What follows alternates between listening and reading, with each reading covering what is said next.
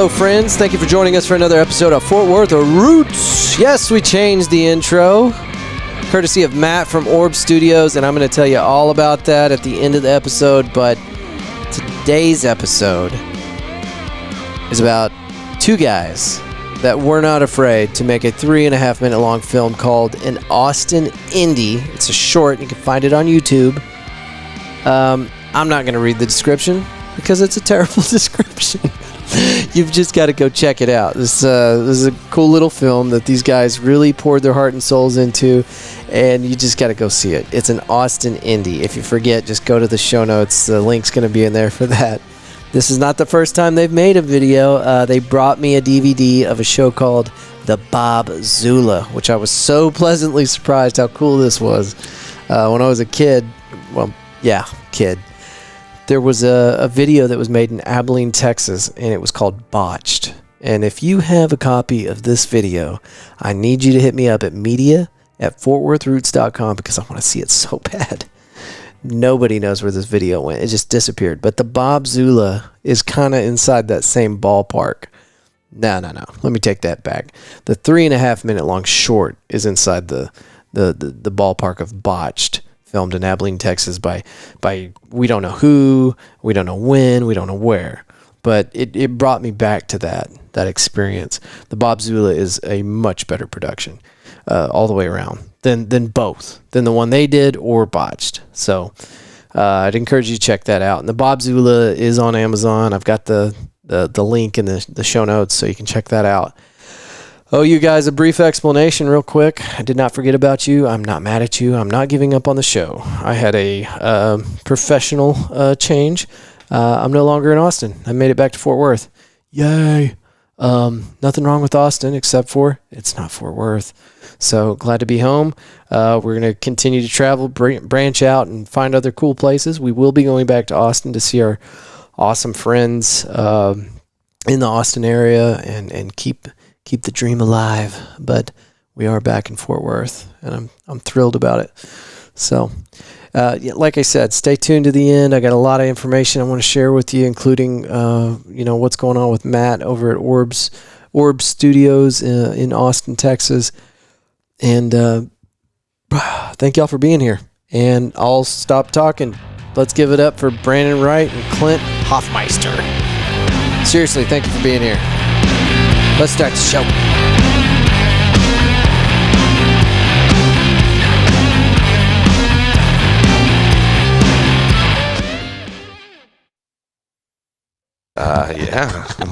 Are you a pilot? I am a pilot. Excellent. You have your private or what? I do. Yeah, it's a private license. It's, outstanding. What's your airframe of choice? Self-given. I don't know if this is true. I fly F9s only. F9s. Okay, I'm not familiar with the F9. Nobody. Not too many people are. So, let me not get you guys mixed up. Brandon had a really good idea. And I shot it down. I was like, can't do it, man. Just can't do it. And we're recording right now, but what I do is I edit at a certain point, and then like the full track, provided you don't say anything pro-Nazi, goes out to Patreon. And so they're not today. The patrons are getting the full version, but the edited and the polished version of this will go out on all networks. Cool. Spotify and every other one you can name. There are some out there that we don't publish on just because who cares? But there's a new platform popping up like every week. So I don't stress about it. If somebody contacts me and says, hey, why aren't you on this thing? Then I'll jump on it. But all the major ones were on it. But his idea was that you guys are in character for the entire podcast. I said, well, that kind of robs the audience of getting to know you. So I was hoping that I kind of kicked myself off. I'm like, man, I should have had like a fake account set up as Rick, and then then he only knows us as our characters, but it was too late. So what I suggested is, like, if y'all want to come back and you still want to do that idea, the people they already know you, the listeners. So we could do an episode that was just you in character. Hysterical. I could interview those characters. Yeah. Grackle's got a heck of a backstory. If y'all wanted to start off in character, I can make that the start point. If y'all want to do that. This is your house, so whatever you're feeling. I'm not gonna put a gun to your head and tell you to get in character. So Okay. Well, thank you. Yeah, that would be scary. Is that what podcasts are? yeah. Oh shit! You didn't tell them about Yeah. the murder part, huh? Dang. This is normal. Well, let's work into it. I might need Okay. to. Yeah. That can be a later thing. It's like for the sure. first kiss, you just want to start slow, work into it. Take Maybe. your time. Yeah, not too much tongue, right? Yeah, exactly. Maybe That'll get you in touch trouble. the hair a little bit. I guarantee it will be awkward. So what have you guys been up to? I mean today. Today. I'm not trying to go too deep on you. Yeah. Somebody said something about dad activities. Yeah, I'm a dad. My son's 11 months now. It's good that you have a son since you're a dad. Yeah. Or Yeah. a child in general. Any child would have been awesome, but it's been a learning curve to say the least. How old is your rookie? 11 months. 11 months. This yeah. is your first? It is that I know of. What's his name?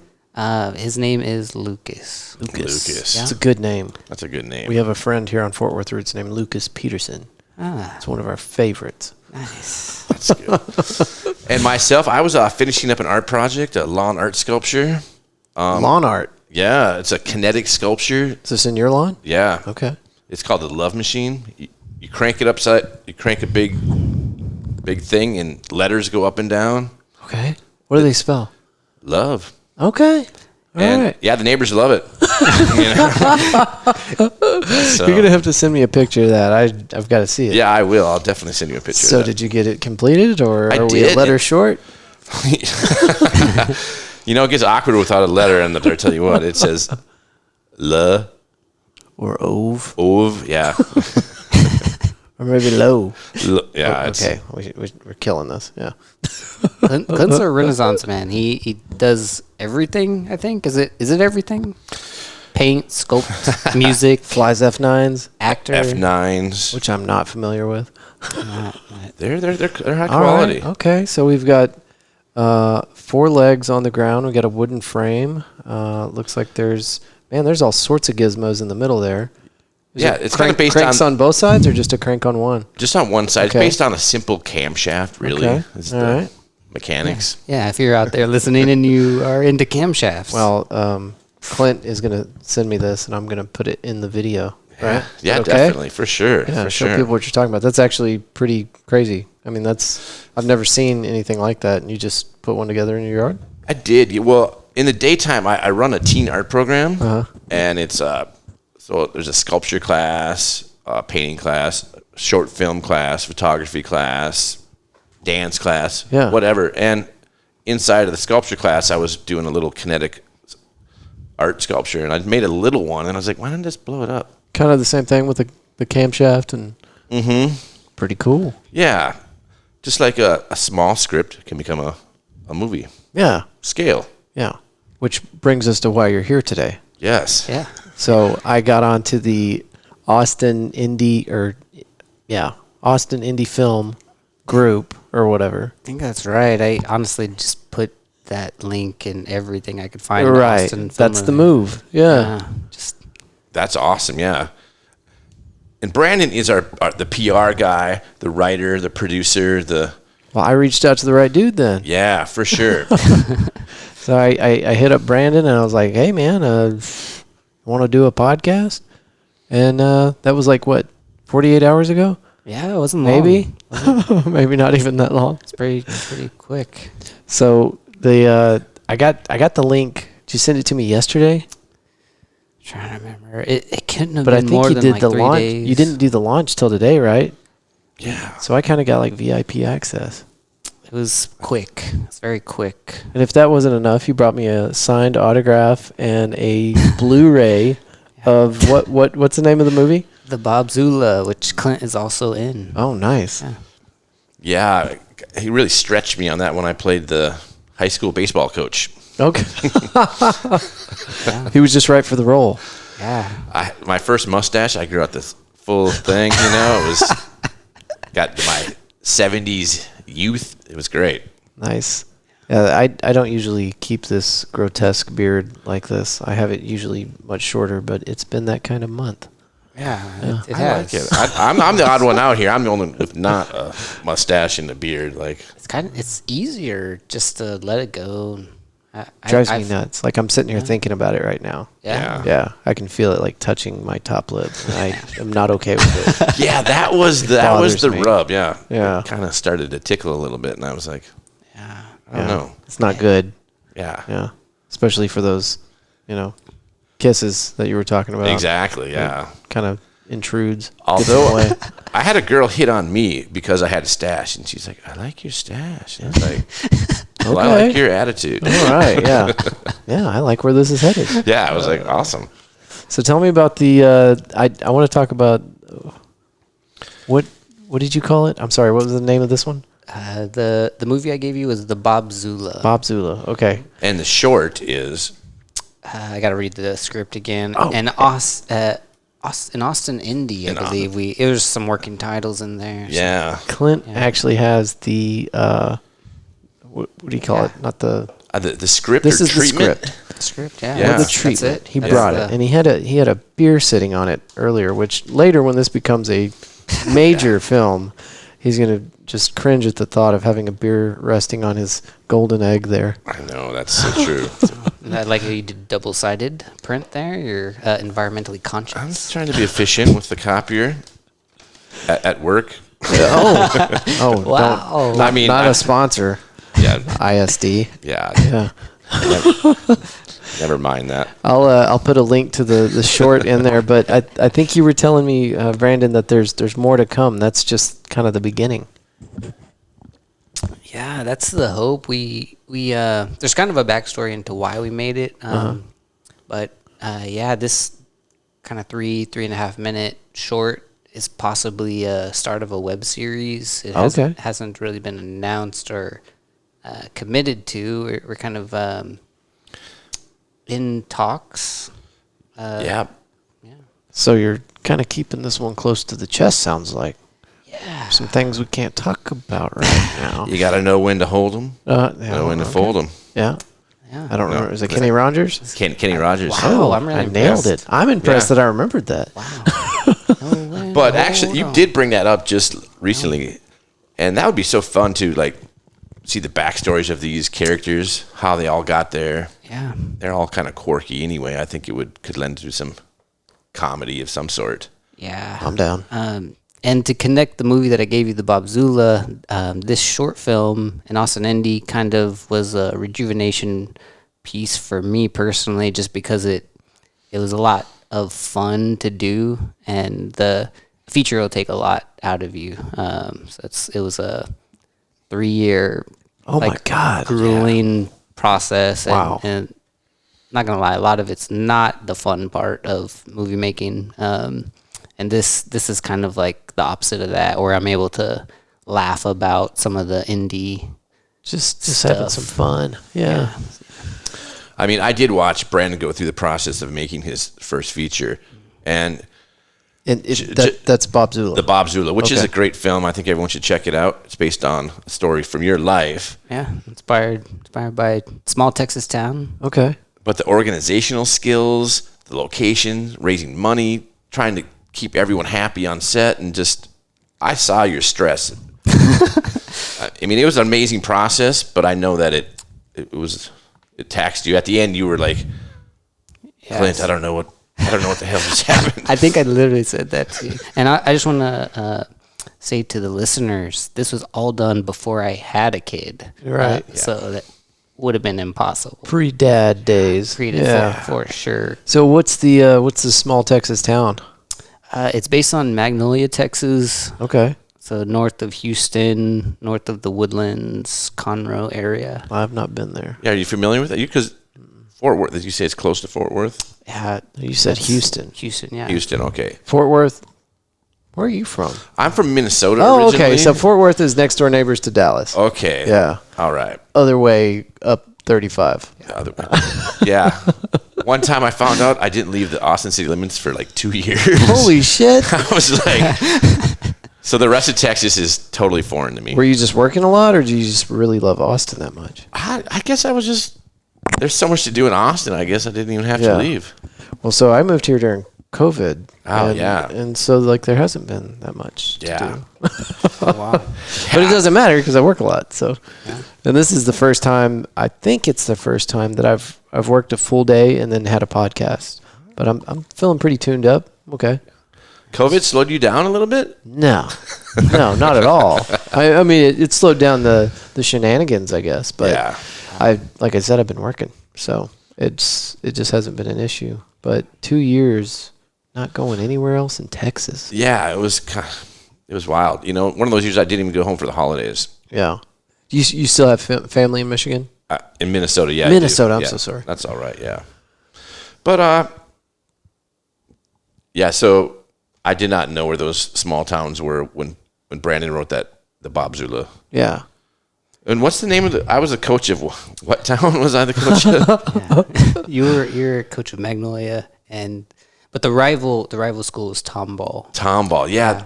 And that name was so tough. Tomball just didn't sound like a town to me. Yeah. Well, welcome to Texas. If you can, like, just say a name, like, make something up. Yeah. There's a town in Texas with that name. Yeah. I mean, I've lived here my entire life, and every once in a while, somebody will be like, "Oh, you don't know where Dish, Texas is?" And I'm like, "Dish, Texas.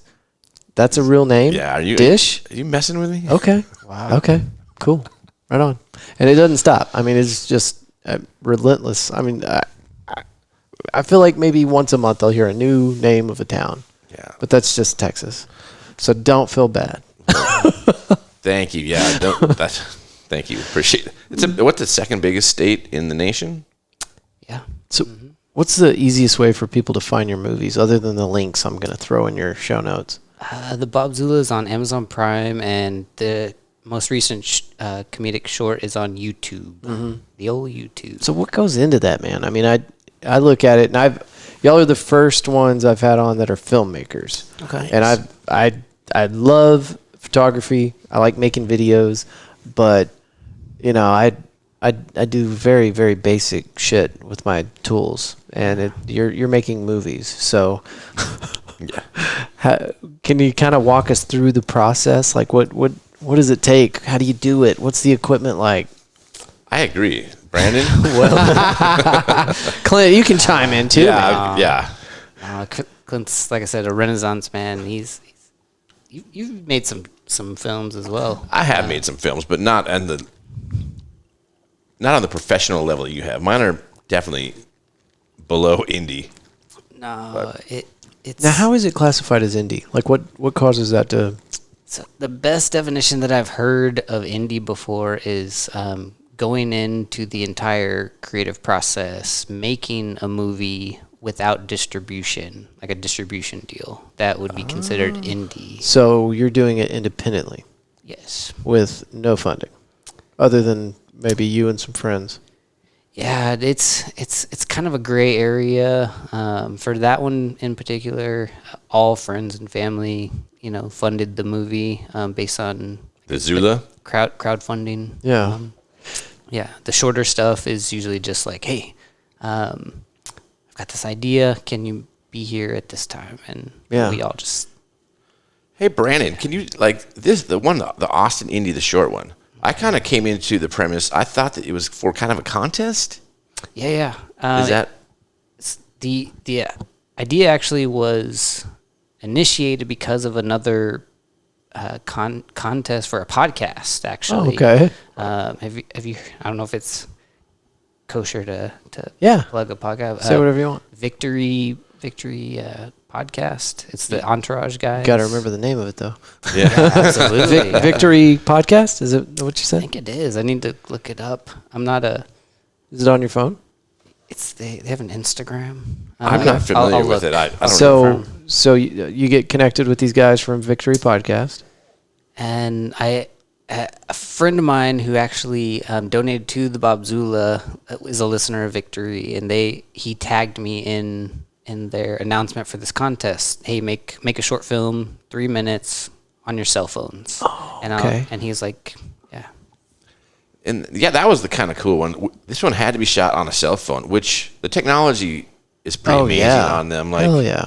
This isn't a flip phone from the early 2000s. no. Yeah. Yeah. I mean, these iPhones are just insane.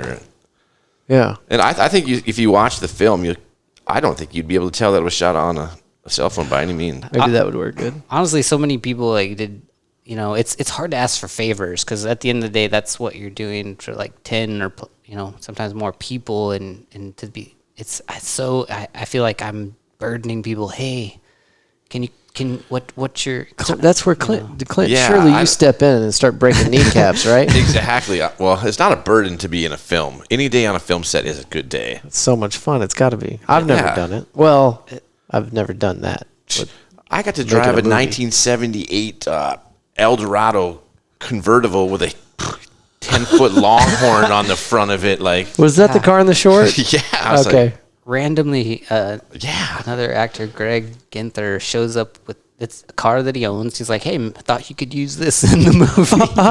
and yeah, it was perfect. There's some kind of big, huge bodied Cadillac right down the parking lot here, and it's got the Longhorns on it. Yeah, it's so cool. I think that's a classic Texas car. But I gotta throw. You see a few of them, don't you? Yeah, come to Fort Worth; they're there too. If you're cool. So Brandon handed me his phone to show me it's Victory the podcast, and these are the ones that initiated what became then your short. Yes. Okay. So they had some contest requirements, and I kind of hesitate there because Clint and I have done a lot of. Another friend of ours, Ethan Bernal, like a lot of 48-hour film projects with what I guess they're pretty strict contest rules. Yeah. So this contest was pretty lenient. It was. Yeah. What were they? I'm not even familiar. I don't even know what they were. Yeah. So it was basically make anything you want as long as it's 3 minutes and on a phone. And taking some liberty. I do have a nice camera, so I dual shot with our phone and my nice camera. So so you're like inside the confines of the contest, but you also want to do something else with this, so you're using a better camera, right? You got to be kind of thinking one step ahead. Like, sure. Are these? Oh, hell yeah. What's the likelihood of these people even like watching it? Meanwhile, you asked all these favors. Yeah. You've got these people here. You've written a script. I mean, I didn't think of that, ladies and gentlemen.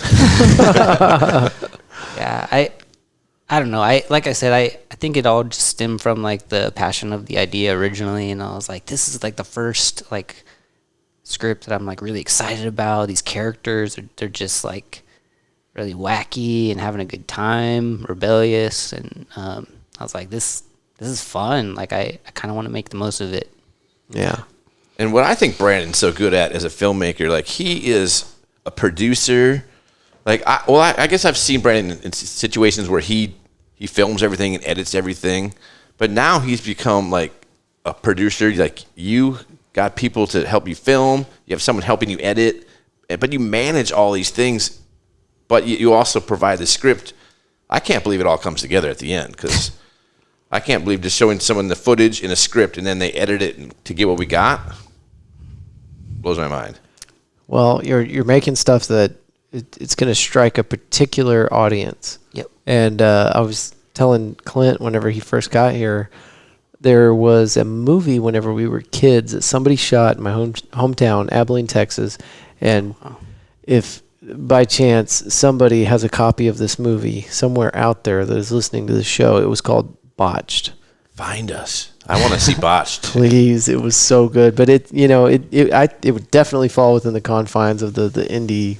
I mean, the way you described it, just because it was just a bunch of dumbasses making a hilarious video with a pretty decent script. I mean, it was about a cocaine deal gone wrong, and it was so funny, and it was like we weren't making fun of like how stupid it was, but it was stupid, and we loved it because it was so stupid. And they weren't trying to make a serious thing, but they did go through all the trouble to put something together that was, I mean, pretty quality for what they were using. And I mean, in our little hometown. And anyway, I've asked some of my friends that I knew saw this movie over the years, like, did we ever find a copy of that? Like, who knows where that came from? And then I think we finally got a hold of the guy that had the movie, and he was just like, yeah, I have no idea. I don't know where it came from. So, wow. But I mean, when that technology switches, so much information gets lost. Like, and there's so much stuff that is probably flying by everybody's radar. Just because, I mean, right here in my hand, I've got my cell phone. It's a year and a half old now, and it's still so advanced. I mean, I can take great photos with it. I can, I could shoot a 5-hour-long video with this in 4K. That's crazy. Yeah. And back then, they're still using, cassette with the big shoulder carry. You need a huge backpack to carry it around. Like, it's gotten so much easier to make little films and stuff like that. I do think if you're talking about botched, what filmmaking just takes the fun. The guerrilla making, the guerrilla approach is so fun. Mm-hmm. You don't need lots of technology to have a great time. No. And nobody expects it with something like that. Now, I cannot wait to watch the Blu-ray there, but like what y'all did for that short, nobody's expecting that to be a polished Hollywood movie. They want it to be whatever you were expecting people to see. So nobody's expecting, 4K quality. Nobody's expecting that. I don't think, right? Well, I think that was the fun of it. Like you said, I think you felt so much pressure for making the movie so perfect, and and just to step into this and just be like, let's just action, go. Yeah, and I love improvisation, so there's definitely a lot of that going on. So there's a sense of like freedom and just kind of like, I don't know, let's do what we think is funny, and basically, as you know, like just edit it out if it's. Yeah. It's not well, that didn't work, or it doesn't really flow with the rest of the story, so...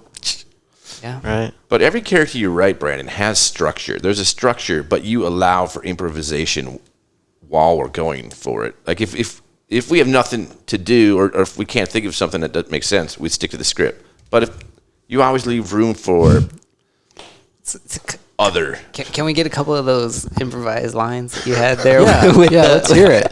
with the cocaine. Hold on. So we got Brandon and Clint here. Who are our characters in the short? Well, I'm Sergeant Grackle. Yeah, his real life name it gets confusing. Like, so his character's name is Max, and he's Sergeant Grackle. So 2 characters. In 3 minutes. Come on. Stay with me. Yeah. All right. So Max is what? Max is the real person. Okay. And the guy on set is Grackle. Right. Okay. So Max is the one trying to help pitch the deal. Mm-hmm. I'm your best friend. Yep. And I'm just supporting this filmmaker. Yeah. Right. Yeah, he's a great actor. And... I don't know what else to say. And then Sergeant Grackle is the one of the 2 that jumps out of the car, right? Yes. I have the severed hand on my handcuff. For I don't know what reason. The last guy that we nabbed. Yeah. Yep. And you're Sergeant Hoot. Yeah. So you're jumping out of the passenger side of the car, right? Yes. Yeah. That is a cool shot. That is a cool shot. That's the best shot. Yeah, that's the best shot in the movie for sure. I was like, well, he did write it. Oh, he always gets the cool parts. Yeah. I gotta give a shout out to, and I'm gonna pronounce the name wrong. Teo. Tayo. Is he the one that caught the shot?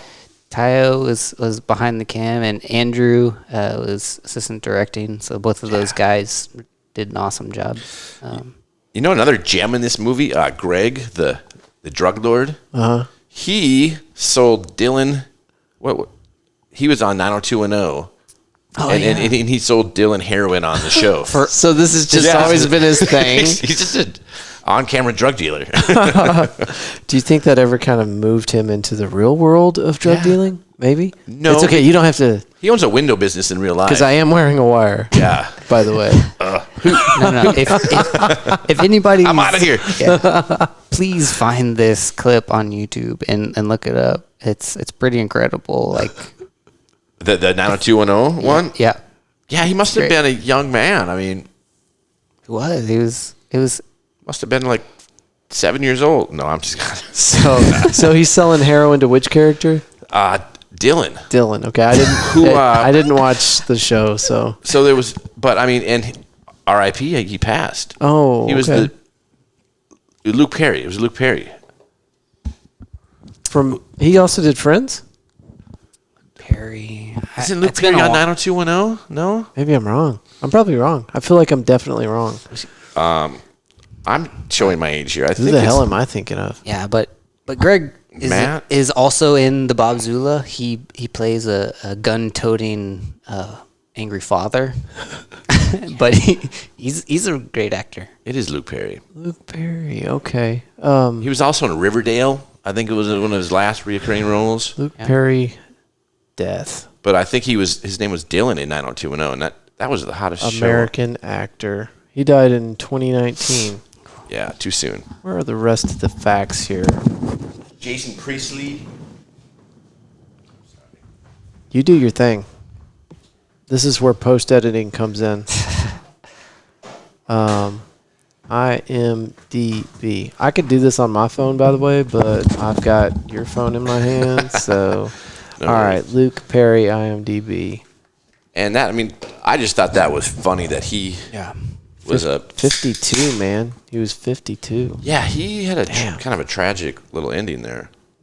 What happened to him? Burbank, California. I think it was just like a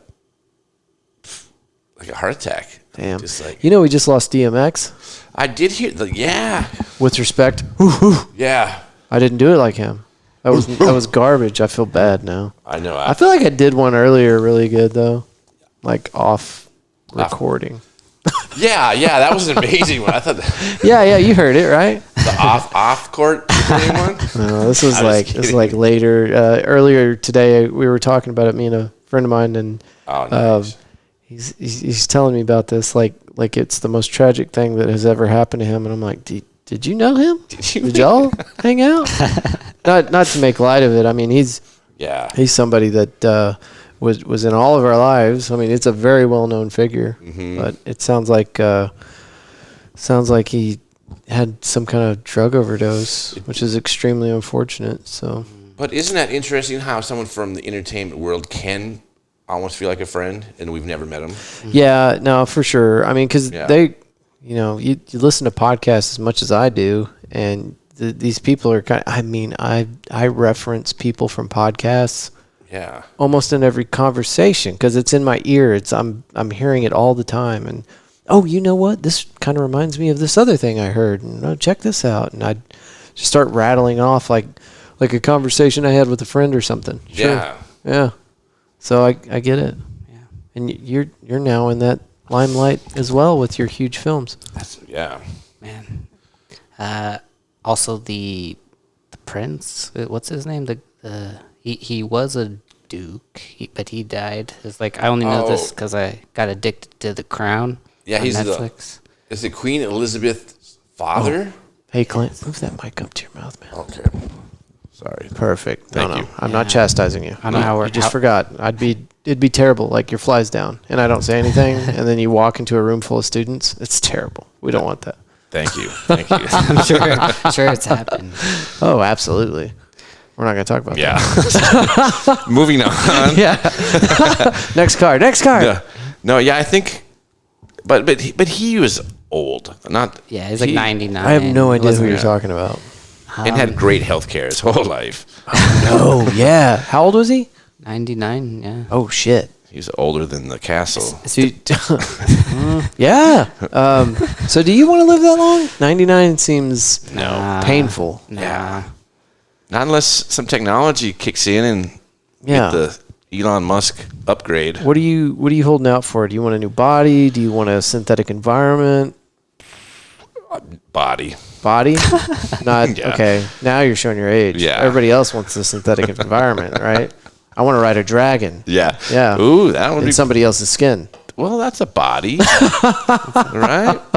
Well, Man, I don't know. I haven't really thought about it that existentially, I guess. I'm thinking I just like to go at a ripe age, 70. yeah, 70 seems good, right? Until you get to 70. Yeah, I was gonna say 80? Is that sure. more? Until you get to 80, Yeah. right? It always seems good sitting here at like whatever age you're at projecting, but like when you get there, like, dude, I never thought I was gonna make it to 35. Yeah. No way. I'll definitely be dead tomorrow. You know? I don't know. What's that? Don't trust anyone over 30. Did they used to say that, or was it 40? Like, I mean, I would probably say 30. I think it was I 30. think when I was a kid, I didn't trust anybody over 30. Yeah, And when I say kid, I mean like 18 and up. mm-hmm. You know? I don't know why this conversation is getting so dark, but it made me think of It doesn't have to. It doesn't have to. okay. Yes. We can correct this at any time. Yeah. Sorry about that. Okay. I was gonna reference something. We're like really affecting you. Yeah. I'm so sorry. No. Okay, so there was this guy. Yeah, right. I guess you can edit it if it's too dark. But there's another mass shooting. There was another mass shooting in Bryan, Texas. Is this real? Some pissed off employer. When did this happen? I think like- this is real. Yeah. It's like yesterday or Oh, something. shit. But he killed like one person. And now that's the fortunate part is only one person died. But Hopefully it was the gunman, right? Did he die? he's in custody. He's 27. I look at the guy's. Damn, what? I looked at the guy's picture. I'm like looking at him like, man, you know, he's 27. I'm older than this guy. This essentially is a kid. Yeah, that's a kid. 27. like- Life is over. Took someone else's life. Yeah. Just. And what are they saying? You know, what was he mentally ill? What happened? Did he just have a bad day? I don't. Yeah, since it's I'm just asking these questions. Oh, I yeah, don't yeah, expect yeah. you to answer them. Oh gosh, I wish I knew. I wish I. I kind of think that we shouldn't even say his name. We shouldn't even like. No, hell no. Yeah, like No. hell with that. I'm with you on that 100%. But I think as a culture, and I've heard somebody else say this, so I'm just regurgitating it. But we are getting numb to these things. Like, I think Columbine was probably like the most publicized, or you know, it's the one that kind of starts off the school shootings for me, and in my mind. And then after that, you know, they were pretty far spaced out as far as frequency. But now it seems like I didn't even hear about that. Now I don't listen to the news anymore because I just don't give a shit. Yeah. And you know, I think that life is better without listening to the news. Man, I got so stressed out listening. Yeah. So I just shut it off, and then like I would take these long breaks, and now I'm at a point where like it's not a break, it's just I don't listen to it. Yeah, I just don't. you And don't the first time I turned on one of the major news networks in probably 6 or 7 years was whenever the coronavirus thing popped up. Yeah, that one was hard to avoid. You couldn't really avoid that one. Yeah, everybody's like, "What the fuck is going on?" And so you know, you're gonna jump into everything you can to try to get a handle on it. Of course, you know, misinformation, bad information, no information.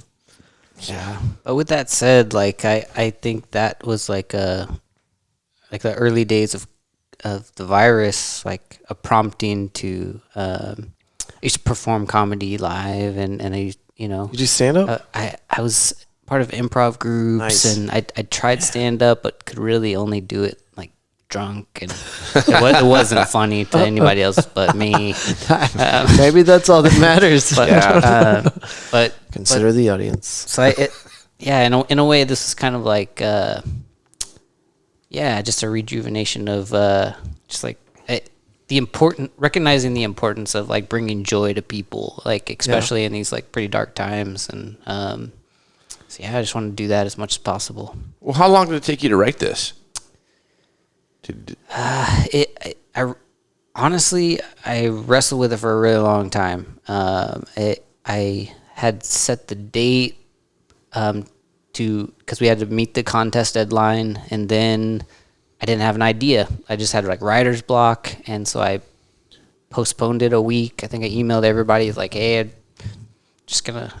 I've got nothing," and that weekend when I knew like, okay, I got to give people at least more than 5 days to prepare. So I don't know. Honestly, I prayed to God and said, "Can you help me with this idea?"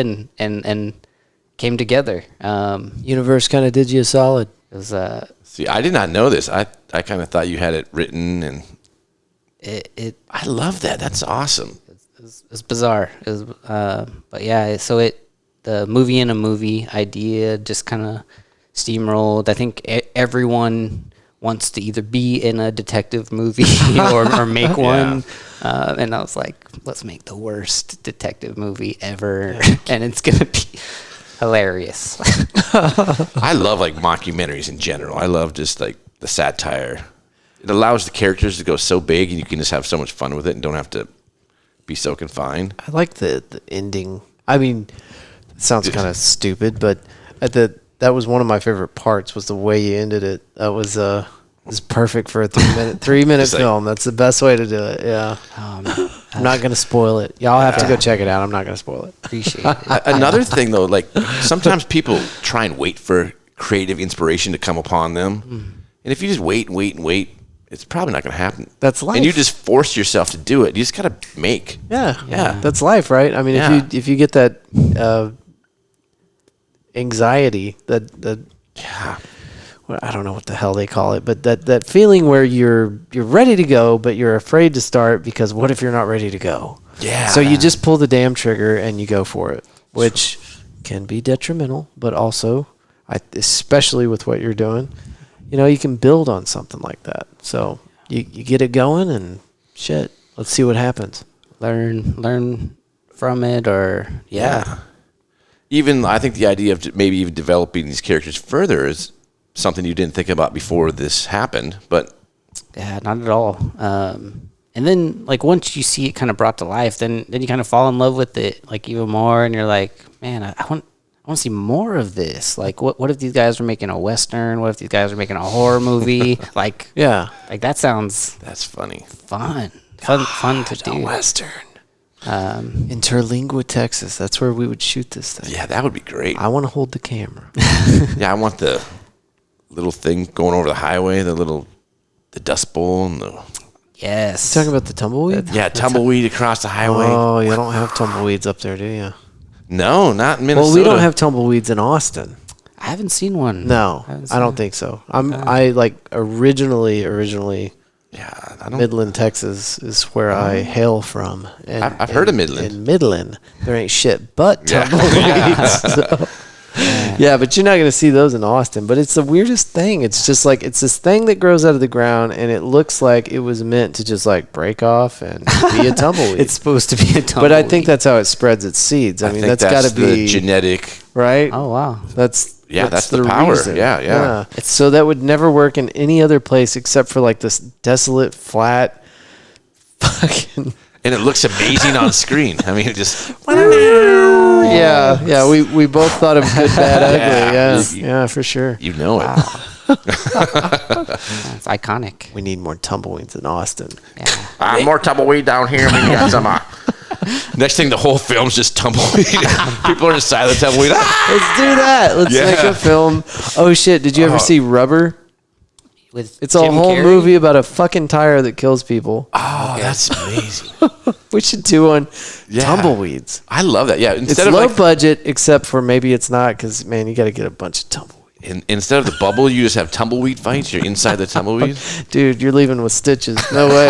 Yeah. A tumbleweed big enough to haul around a human is definitely going to mess you up. Yeah.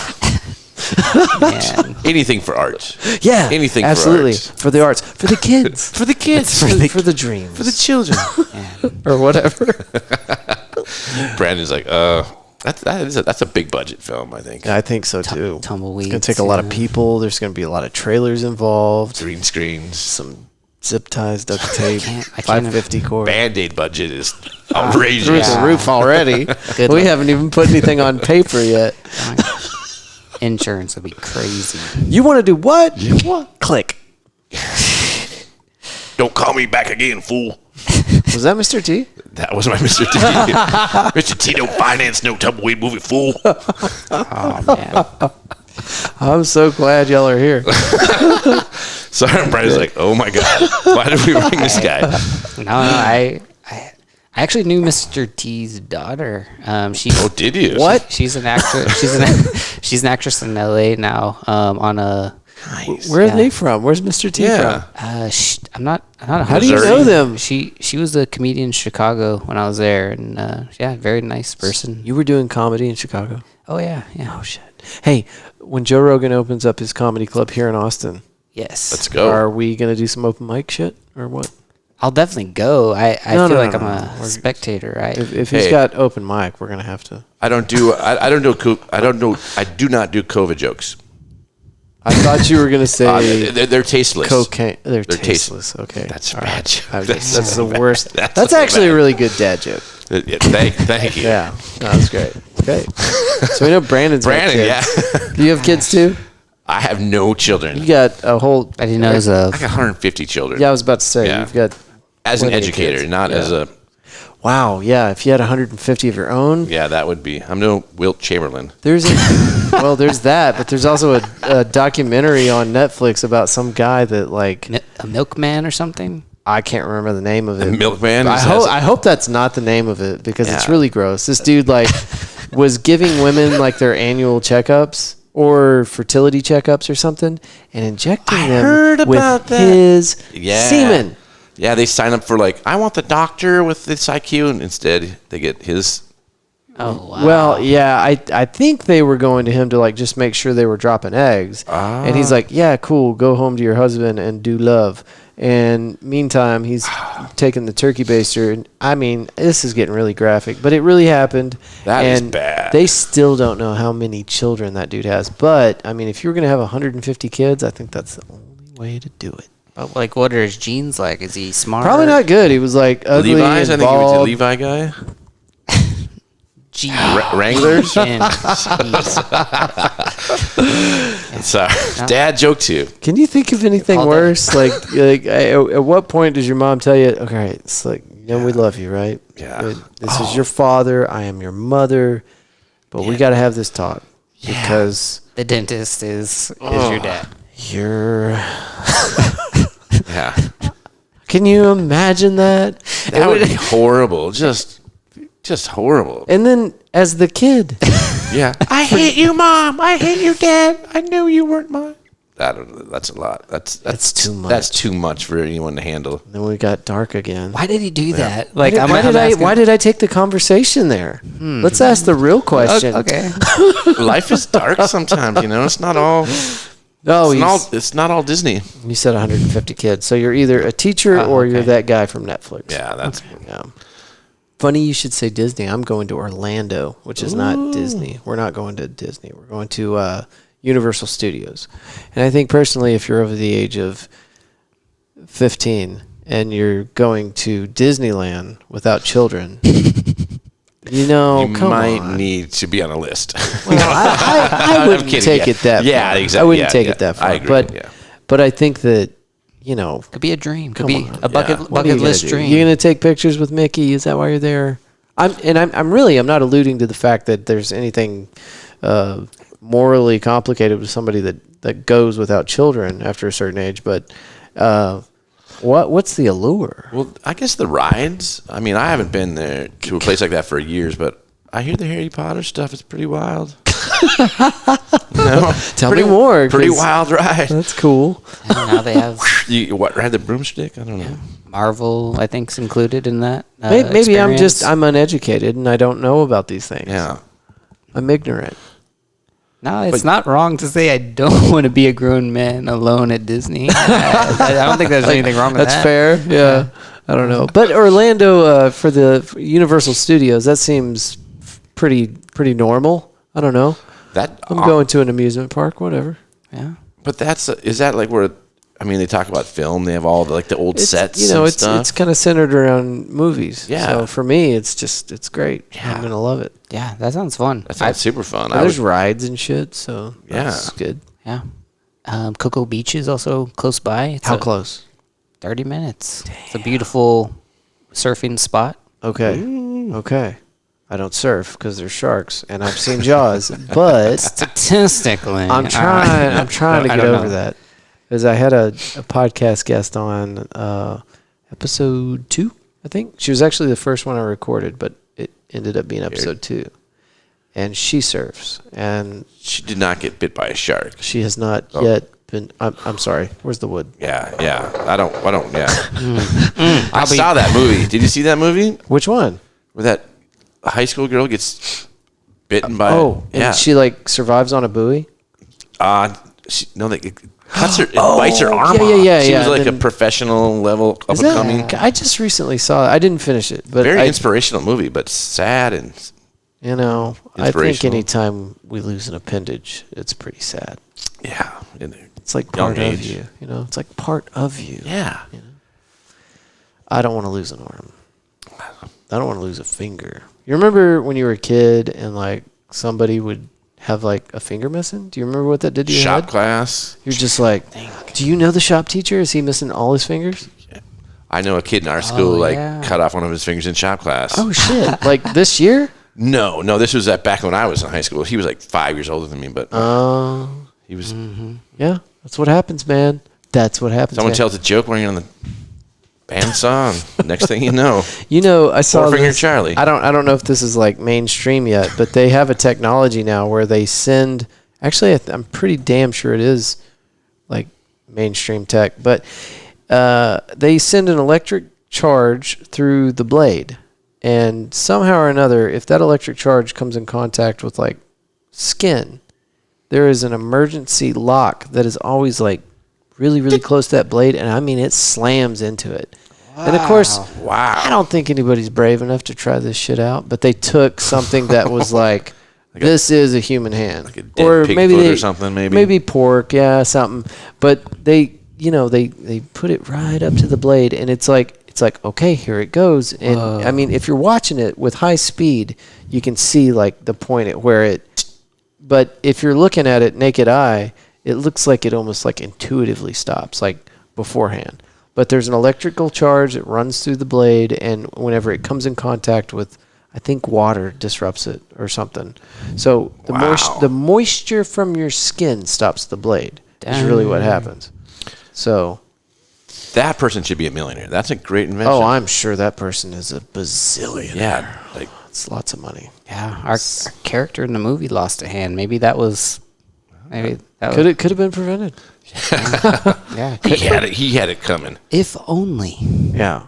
one of those. In the year 2000. In the year 2000. Big Conan fan. Yes. Big Conan fan also. Have you seen him lately? His hair's getting bigger. He's always doing stuff. He's kind of underground, but he's still doing stuff. Yeah, he stopped his show. Now I think he's doing something almost similar to this, isn't he? Almost He more does have a renegade. podcast, and it's fucking hilarious. Is it funny? Yeah, shout out Conan. What's up? Fort What up, Worth Roots Conan? wants you on the show. He's busy. He's busy doing stuff. Otherwise, he would. I know he would, but he's busy doing his hair. Conan's hilarious. He's got great hair. Tall, very tall. So we've talked about 2 films that you've made and are done. Yep. Have you done more before these or in between these? Yeah. I don't know how many, but a number of sketches and short films. You don't know how many? Prolific. He's prolific. That's what. Do you ever sleep, man? I know. I'm a big picture guy, not Yeah? a detailed person. So I get stuff done, but it's you know what I mean? It's You consistently pop out scripts though and things and I challenges. It's awesome. that's my passion, is seeing a script come to life. I think there's nothing cooler than that.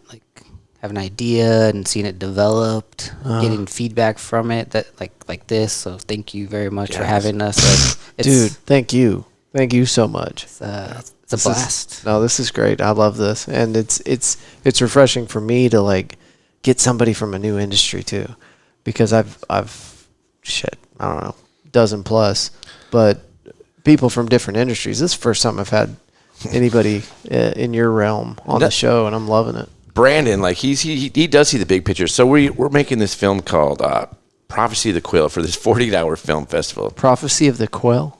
Prophecy of the Quill. It's okay.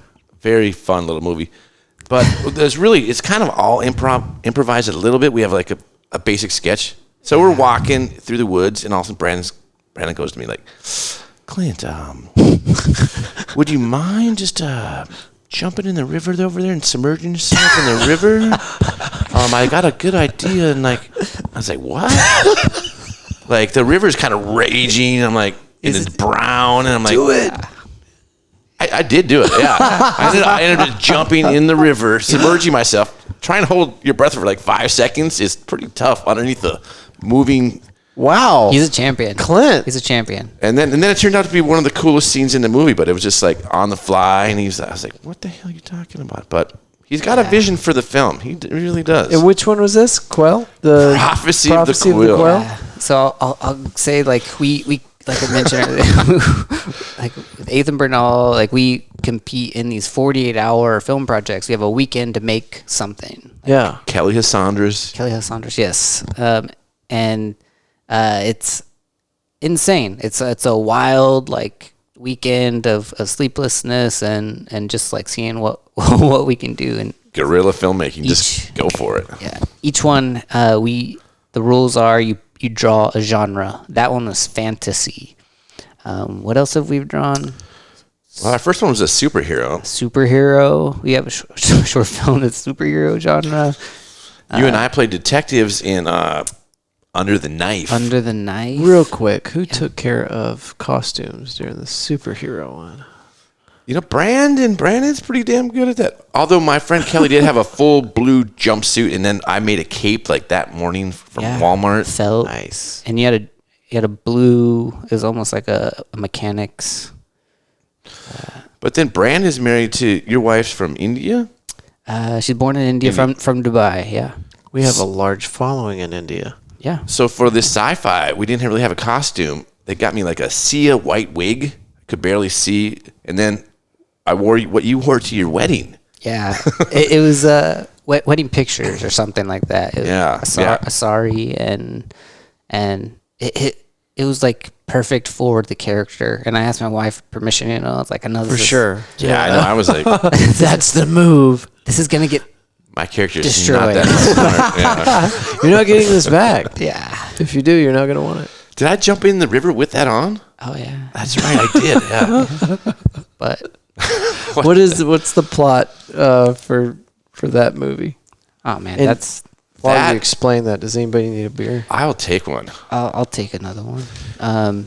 Well, the plot is this woman is writing in her diary this story that this thing's happening to her, but in reality, the movie is about what she's writing in her diary.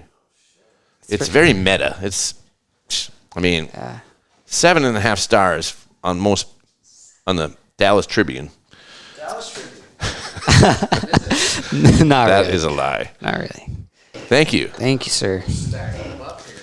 And that's shot under Brandon Reich Films, right? It's What I mean, is everything under Brandon Reich Film? Is that what?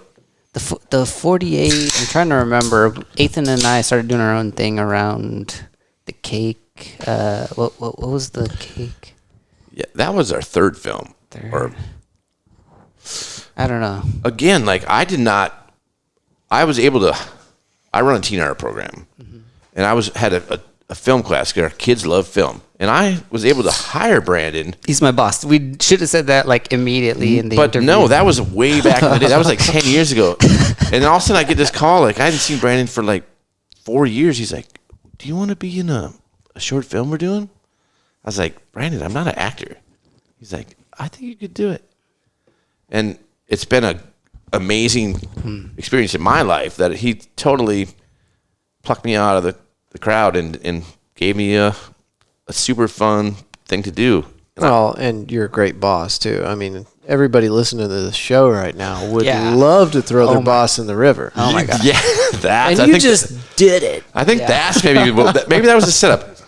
Oh yeah. We're gonna run you over by a car. You We're know, gonna throw it'd be you in a really river. cool if we stabbed you repeatedly. Yeah, exactly. That makes sense now. No, Clint, it's got to look real. Yeah, I mean, you really have to sacrifice yourself. Yeah, you really have to sacrifice a lot. without real blood, the audience isn't gonna get it. That looks like pancake syrup. We need the real deal, Clint. Come on. Yeah, I got a shout out to Eric Olivares who like gave us like the idea to put you and Kelly together, and for those 48s. But My coworker Kelly Saunders, who is a hoot and holler, and she went to school for performance art. She's just, if you meet her, she's just kind of a force of nature woman. So Brandon, and she's in this film also. She plays the constable. Yeah, she's the officer. Oh, a small role, but like, and she's also in the Bob Zula. She plays the teacher, Yeah, with the mullet. Miss Mullet. But I love that woman. She's a great friend and performer. yeah, definitely been fortunate. Like since I moved to Austin, like just met some incredible, like talented people, and like it's been fun. It's been like Austin still kind of attracts people like that, right? I mean, it is kind of a creative community still. I know it's turning into this kind of techie thing, but I think it's still very creative. hope so. I mean, seems like it. I've met quite a few people that Yeah. are just right there. Same thing. I've been going to this open mic at Opa Wine Bar on Wednesdays. Where is it located? And I'm gonna listen to this later Yeah, to get the it's on directions. Old Torf in South Lamar. South Lamar, I'm It's familiar with. It's an old house. You know where that kind of got converted into, like, it's called Opa Wine Bar. It's got a big front patio. But on Wednesday nights, just amazing musicians. Like, the sign-up's at 7:30. At 7:30, there's 26 musicians wanting to play. This town has so much creative energy. Yeah. It's beautiful. I can't wait to get out and start seeing some of this stuff. I've been out. I have ventured out. I haven't been a complete I've shut-in. been out a little bit, But for there's sure. not a whole lot. I mean, everybody's, it's either because of the city or the state or federal, trying to adhere to the laws and rules and whatever. And then some of it is, is it even okay? Is it even safe or nothing morally big. Yeah, acceptable for me to put a show on right now? there is a fine line there for sure. I So think. And then the other repercussion is the people that currently support me. Like, what would they think if I did this? You know? Yeah. Am I going to lose people because I wanted to go out and I really felt like I needed to perform? Because I feel like I'm going to lose my mind because I haven't performed in a year live. I think for mental health, I think that wasn't affecting people that. But these Yeah. are all the things Yeah, that these are probably go definitely through great people's questions. minds. And For the record, I have one shot down a couple weeks ago. That one shot even kind of gives me some peace of mind. Mm-hmm. But what are you saying? One shot? one the old COVID shot. Oh, yeah. Yeah. So you just got yours today. I- You got the la- Johnson & Johnson, the Janssen. last night, yep. And you're right. Like, they tried to make it sound all East Coasty. Jansen. Jansen over And then, here. and then you had yours too? I got one, but I got one of the Meridian. Is that what it's called? Man, it's Oh, shit. Man. If you hadn't have said it like that. Yeah. Moderna. Moderna. The Moderna. Brandon, So I still- Brandon came through in the clinch.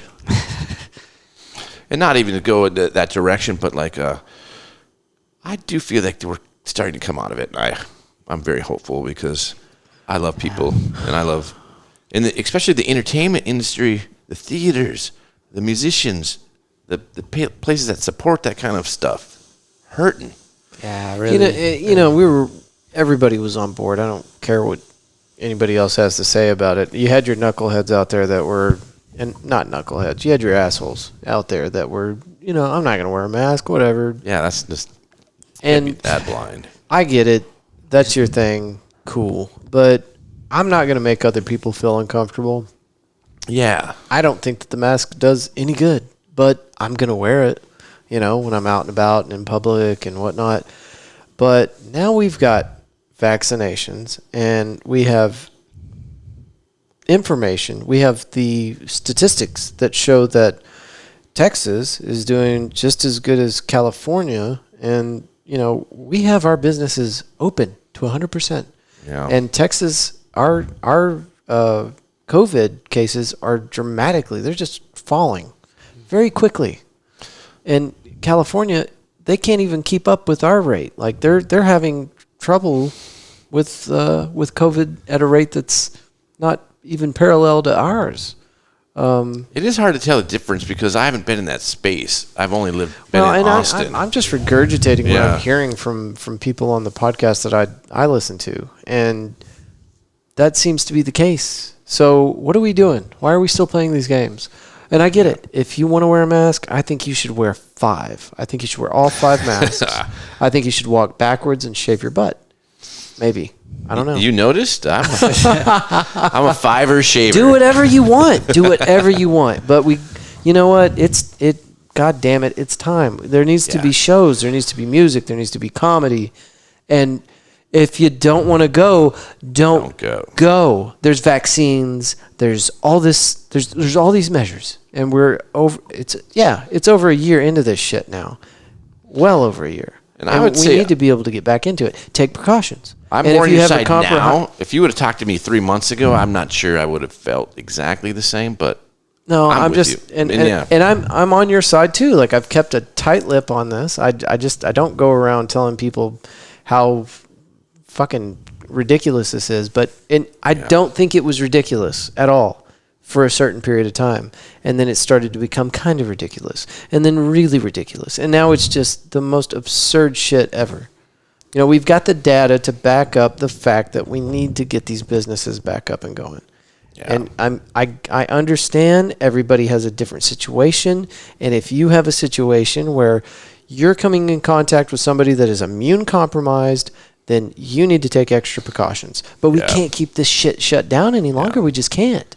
People are, suicide's through the roof. I don't know if I heard this on a podcast or if this is somebody that I know, but alcoholism. People are having like liver failure and kidney failure left and right. Yeah.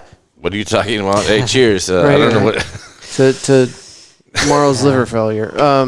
But that's a real problem, and that, that's the individual that is responsible for that. But let's not pretend like that's not a result of, if these things are happening during or after as a result of it, that's something to be considered too. People need to get out of the house. You can't be shut down forever, and local businesses need to be open. And I like Texas' stance on it. Really, I feel like we did good, right? For the most part, I might be. We pulled the trigger maybe just like different a couple weeks too soon, but it's working out. I think everybody has different scenarios in their families. Exactly. And personal. I encourage. You're right. And if you feel like you need or want to wear a mask, like we should support that, in my opinion. I have an 11-month-old son, and I'm extra cautious because of that. And on top of that, it's a selfless thing. It's not protecting me to wear a mask, but if I were to be a carrier, I'm actually considering. Here we are saying all this while no one here has a mask, but right.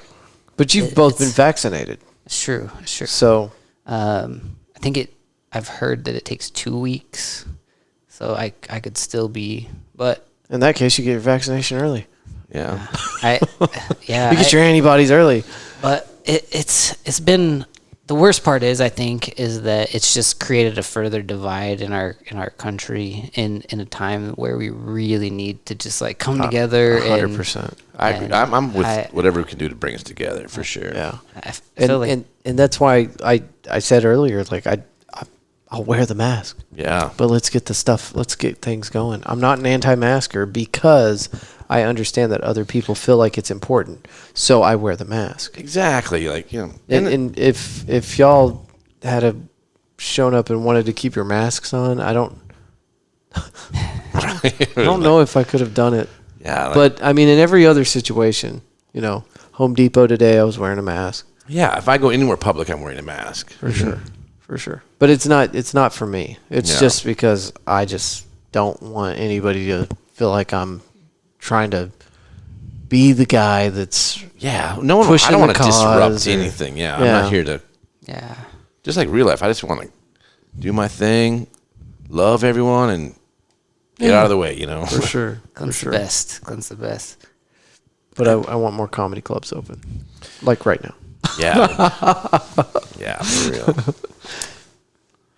Truth. I mean, the live music, live comedy. It's gonna take a lot, I think.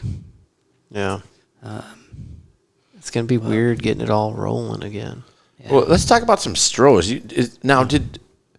Did baseball just open? Opening day. Yep. Yeah. Today was opening day. Who threw the pitch? That would be. I'm not an extremist. Honestly, That's okay. I did look at their Instagram today, but I can't remember. I'm so far out of sports. Like I had no idea that baseball was still around. I kind of knew, and I saw his Stros shirts, but like this Bob Zula movie that Brandon wrote, he cast me to play the baseball coach. The most important part. Definitely. Yes. Definitely. Don't think about it. It's true. But then after the movie was done, this is the kind of filmmaker Brandon is. Like, I guess the Stros went through the controversy and lost their coach because of the signals. And he calls me up. And ironically, we did a different film that I changed my name. I had to change Brandon's name in my phone because we played Jack Boone. So I got a call from Jack Boone, and I forgot that I changed my name. And he's called, hey, you want to play an Astros coach in this little? I'm like, Jack Boone, and I'm like, okay, Jack. Like, He agreed to it. I totally agreed to it. I was like, he didn't know who I was. just like even pulling into here, I was like, if I die, I drove right into it. Yeah, I try to hand out disclaimers when people show up here. Like anytime I have a female guest on, I'm like, you bring whoever you want. I mean, if you're fine with coming up to my place, then just know that it's cool if you bring like 3 different people. This is a very safe environment. I'm yeah, gonna throw that. Thank you. Yeah. But very safe, very fun. This is great. Good area. Nice. Yeah. Yeah. Good view. But Brandon wrote a little bit part, so I played a little role that I want to be the new Astros coach. And I think you're just always thinking of film like that. Yeah. Always thinking of little bits, sir. That was so we made an additional thing that I posted today after the movie was made using B-roll of the high school baseball players, him as the high school baseball coach, submitting a video resume to the Astros to be the new manager. And it's pretty funny. It's pretty funny. Awesome. But again, I don't know anything about baseball, but like I get a call from Brandon, I'll just do it. Like, put me in, coach. Astros, you need a coach. I'm your guy. yeah. Let's throw the heater, baby. Yeah. That'll look good on the YouTube video. Yeah. No, exactly. I don't know. They did like a full scene for you if you're not watching the YouTube video. What camera Check are we it out. looking at? No. Oh, yeah. Which camera are we? The one. The one that needs to be replaced. The one that wasn't stolen, actually. Oh, did you have some? Oh, yeah. When people steal art products, I get so pissed. Or anything, your tools? Really. Yeah, your tools. Yeah. Things that you use to make a living. Oh, yeah. Come on. I was actually in the process of kind of winding, not to a close, but just down because I didn't have time for it. I started a social media marketing company, which, doesn't make a lot of money up front. Yeah. So I was just kind of playing around with that, and I was in the process of kind of winding that to a neutral, not a stop, not a go, but somewhere in the middle. So it wasn't that big of a deal, but somebody busted out the window of my truck, took my camera bag, and inside that, I still have all the lenses, the body, but I don't have now some of the key components to my camera. So he's a camera guy. He probably not that he has your camera, but what kind of camera was it? Were you in Deep Ellum? Speak truth. Where were you? Windows are hard to break. A window gets broken in that movie, by the way. Oh. Did you break it? Your car or the car? No, the car in the movie. Yeah, and Bob Zula. I was like, that was an expensive scene. There's a crowbar. Maybe to save money, you just broke the window to my car, and then bonus, you got a camera out of it. Actually, 3 cameras out of it. That is some guerrilla filmmaking. That's a Dang, that's sucks. But that's why we're filming on that. Not that we don't like you. Yeah, it's a little great GoPro, little GoPro 6.5 something. Yeah. It works out. Shoots 4K. Does good in basic ass lighting with a. But Cameron, I mean, that's technology is expensive. Let's face it. Yeah, but it's getting a lot cheaper, man. Now I was looking at mirrorless cameras the other day. Just the straight DSLR. Is it DSLR? Is that right? Yeah. Those are the mirrorless. What's There's so like in a traditional camera with the lens and the big body, there's a mirror in there. Okay, I'm familiar with that. Yeah. Right. So the DSLRs, those are mirrorless. It is just straight back to the sensor. Just Yeah. that's digital. Yeah. And so I want to say, what was this, 2015? I just started kind of getting into photography. Like I was like, I want to take pictures.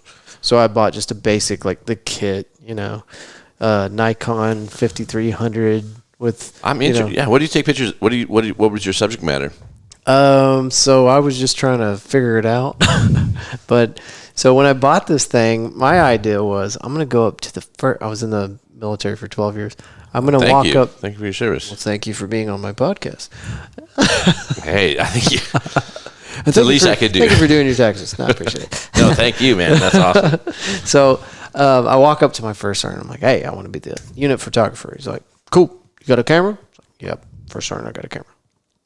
We got some Marines going up on the Black Hawk tomorrow. They're going to be jumping out of that helicopter. And if you want to, you can go with your camera. And I'm like, yeah. That's So they take us up, and these guys, they start barrel rolling out of the Black Hawk at 11,000 feet, which, by the way, helicopters are not supposed to go that high. Like they're just, I don't know a lot about helicopters. Yeah, all I know is that the sound changed. On the ground, it was like, we got up to 11,000. It was like, Oh my gosh. and before we left, the pilot was like, listen to me. I don't like taking this thing up to 11,000. So we're going to get there, and then you're going to get the fuck out of my helicopter, and we're coming back down. So these guys are just like, they're, they're strapping up, they're checking shit, they're getting ready. And then we hit 11,000. The pilot's like, come on. Time to go. Gives them the signal, and they just start jumping. This is like week 1 of me owning a camera for the first time.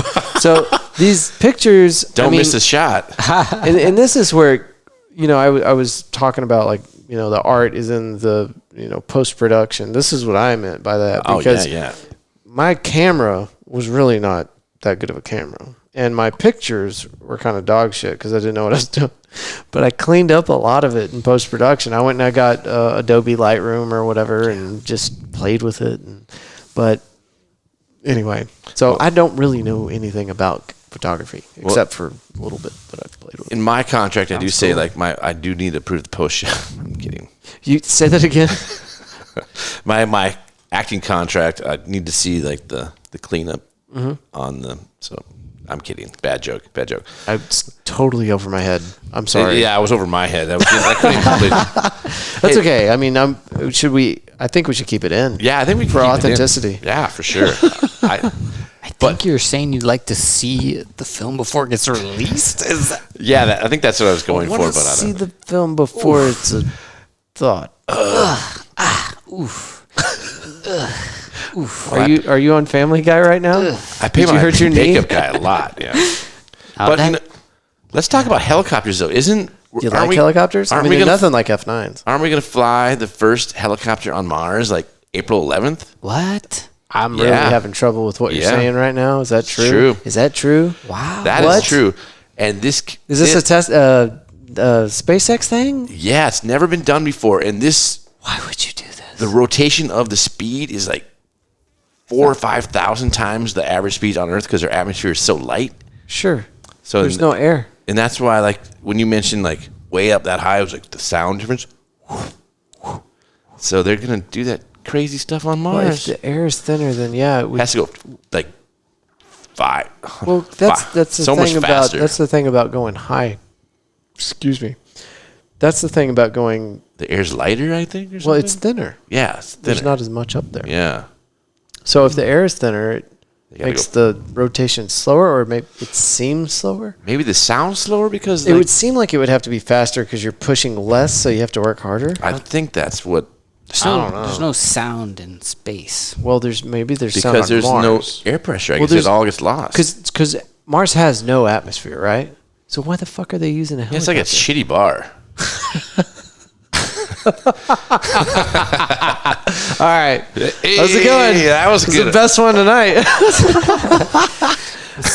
I've got a button for that, but I'm really bad at picking the right one, so I'm not going to do it. There's like laughter here, but if I keep it real low. You have a laugh track? That. Oh, damn. You're Okay, like, you got it's like a that little... one. It's that one. Nice. They just, I don't know. Code yellow. People that listen to this podcast probably get so tired of me hitting those buttons, but I'm like, I know I got a sound effect for that. Give me a minute and let me just figure out which goddamn one it is.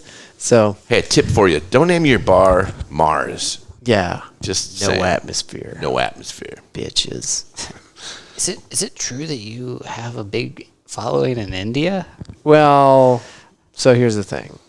If Very secular. let's put it this way, 11% of my listeners are in India. How about that? Really? Yeah. That's good. And here's another stat, since we're going to talk stats. I went onto this website months ago. It's called Chartable. And you can like plug in some stuff and it will start monitoring your podcast, like analytics for you. Oh. And I just happened by it a couple days ago and I was like, let's see how that's going. And I looked at it and it said I was like the 7,800th something most popular podcast. Nice. Yes. Well, hold on. So it gets better. And that is globally on all categories podcast, right? Okay. Ooh. And I'm like, Nice. how many podcasts are there? So I looked it up. There's 1,950,000 podcasts. And I'm like, fuck, that is a lot of podcasts. Heck yeah. So I sent that to my buddy. I was like, that ain't bad. You know, That's great. 7,000 something. That doesn't sound that bad. And he broke it down and he sent back a message. He's like, yeah, bitch, you're doing a lot better than you thought you were. That's 0.35%. That is, you are in the 0.35%. I'm not in the top 1%. I'm in the top 0.35%. I was like, well, when you put it that way. That's But here's the numbers. thing. Exactly. It's so stupid because there's close to 2 million podcasts right now. Yeah. But nobody's putting anything out. Most podcasts have less than 14 episodes, and most of the podcasts, by far, they started, they did some stuff, and they just quit. Just like forgot So about it. to got say bored. like, oh wow, there's 2 million podcasts out there. It's like saying there's 2 million books. yeah. 2 million books over the span of 10, 12 years, whatever. That's not that many. I don't feel like. And so there's only Unless you got to write them, So maybe I'm actually coming in last, but there's only 7,800 books out there that anybody's still reading, But it's fun to look at the numbers, yeah. I think that's kind of crazy as like artist. You're definitely an artist. You're an artist. Yeah, when you start trying to put things out there, I don't think you should concentrate on the numbers game. No, you should concentrate on the content game. Yeah, Put absolutely. good content out there. But every once in a while, popping in, looking at Yeah, it, that it makes yeah. you feel good because, this is kind of a one-way conversation between us and the listeners. I don't get to hear back from them very often. How y'all doing out there? But you can. Hope you're doing well. Hope Yeah. your night is amazing. I hope your morning's great. Brush those teeth twice. That's important. Yeah. It's really important. Don't forget behind the ears. We're all giving the camera some love if you're looking at the YouTube. Yeah. But and I tell everybody almost every episode, like you can send me a MP3 voicemail. Holler at me. Tell me you're listening. Tell me Yeah. what you liked, what you didn't. media@fortworthroots.com. Yeah. That's my plug. You got a plug? Like what kind of plug? Like Where do you want your attention going? Like you're on a podcast, you know. We wanted to meet. We wanted to be cool, but hey, you do want some attention. So if anybody's going to come try to find you, and they will because you have amazing content. Appreciate that. You got movies, you got shorts, you got a lot to offer. Where do they need to go first? Where are you most active? I mean, Amazon Prime, the Bob Zula. But aren't Brandon Reich Films on YouTube? Yeah, Brandon Reich Films on YouTube. You see a lot of the short content, sketches, short films. Bob Zula on Amazon Prime. That's a hot one. Yeah. My personal SoundCloud, C_Hoff, if you want to listen to some music. Yeah. SoundCloud. Yeah. Hold on. Do you have like a whole music thing going on? Yeah, I'm a musician also. We didn't talk a lot about that. Nah, we're here to talk about film.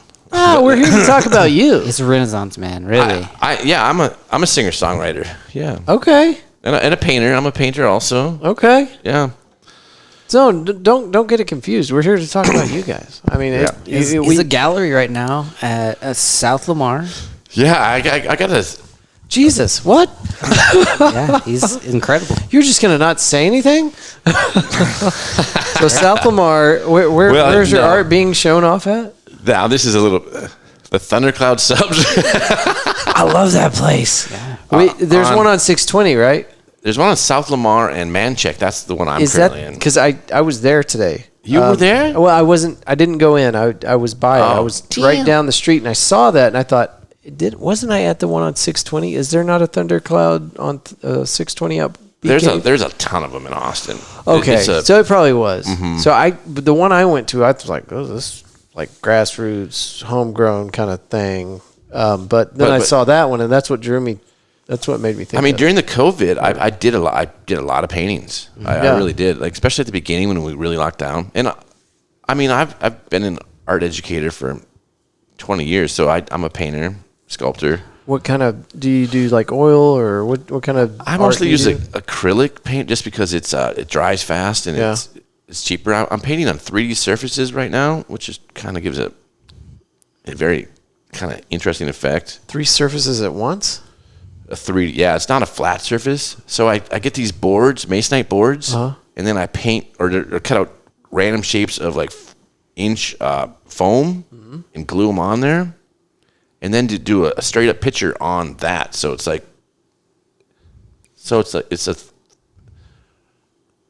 visual painting on a 3D surface. It's really, really cool stuff. Kind of interesting. It's got great style. So will you? I don't know if you will have my number before you roll out of here, but I'll send you my email. I was carving out of some foam the other night, just kind of doing that. That's cool as shit. That's kind of cool. That's like rock maybe. Kind of a self-portrait on a 3D surface. Damn, dude. Okay, so like these pictures that you're showing me, I can I put them on the video? Yeah, for sure. I'll send you all this stuff. And send me a link so I can send people over to your content Gallery. Damn, man, that's awesome. Yeah, thank you. So that's not Thundercloud. That is Thundercloud. That's Thundercloud? Yeah, I mean, I made it look like a gallery. It's like... Oh, okay. I go in there all the time, and the walls were so boring. I was like, shit, man, that's awesome.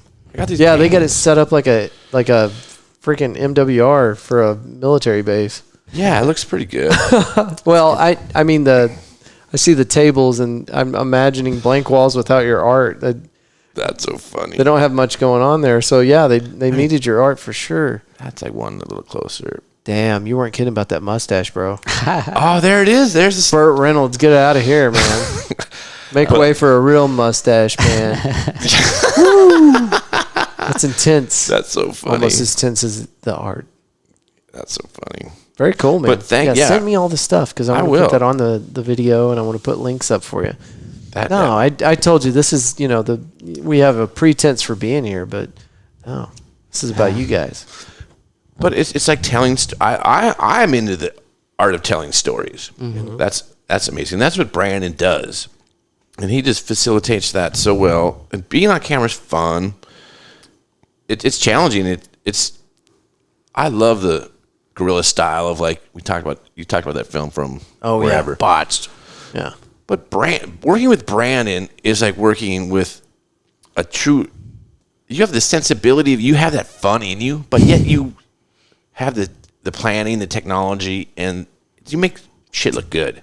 And it's so amazing. Appreciate that. Put all the pieces together. Yeah, it's true. I'd kick myself if I wouldn't mention this, but that You love that? that picture up there. I've been carrying that around with me since I was...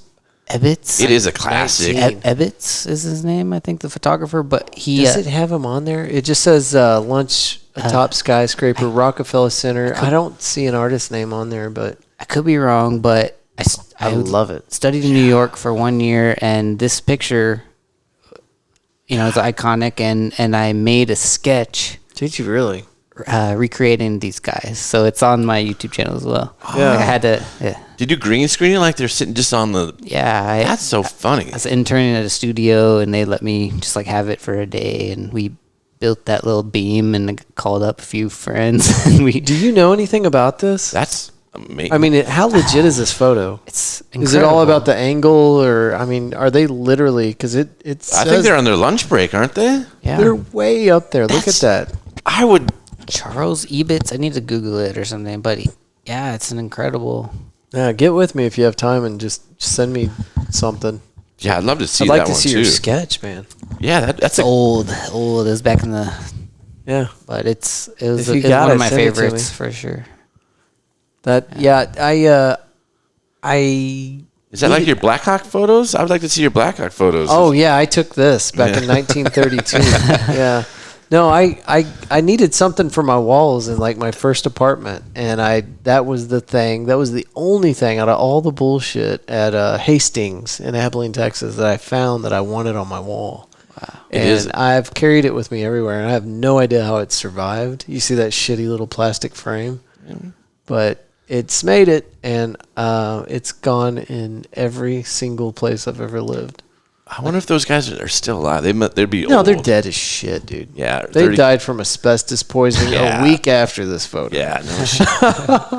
But did any of you have like vertigo or fear of heights? I don't have a fear of heights. I have a healthy understanding of gravity.